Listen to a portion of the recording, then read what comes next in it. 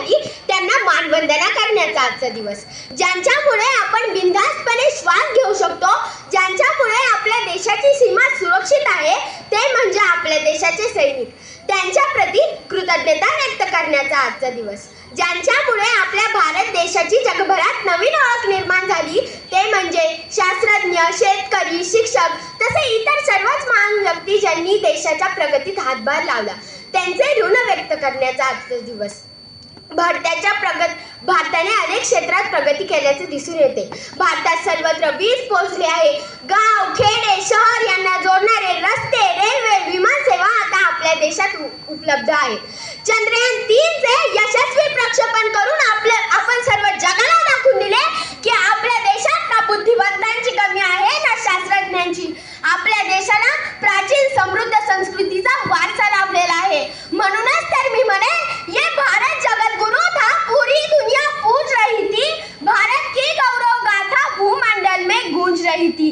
हमने कभी सिकंदर वाले रथ को वापस मोड़ दिया था, हमने 16 बार पकड़कर घोड़ी जिंदा छोड़ दिया था, हमने सागर की लहरों पर अपने पत्थर तैराए थे, हमने रावण के घर जाकर अपने पौरुष दिखलाए थे. असा माझा देश होता जो कळत नकळत झालेल्या चुकांमुळे पारतंत्र्यात गेला.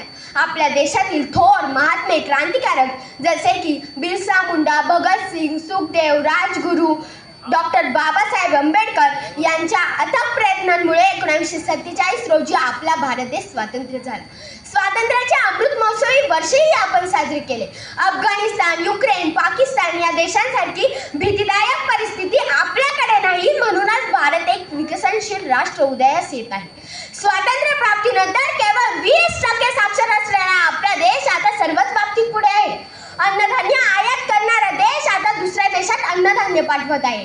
आपल्या देशाची अशीच प्रगती होत राहावी यासाठी आपल्याला एकत्र राहणे काळाची गरज आहे. आपल्या हातून असे कोणतेही काम घडायला नको जे देशाच्या विरुद्ध असेल. शेवटी असंच म्हणेल की और भी खूबसूरत और भी ऊंचा मेरे देश का नाम हो जाए, और भी खूबसूरत और भी ऊंचा मेरे देश का नाम हो जाए. काश हर हिंदू विवेकानंद और हर मुस्लिम कलाम बन जाए. काश हर हिंदू विवेकानंद और हर मुस्लिम कलाम बन जाए. धन्यवाद.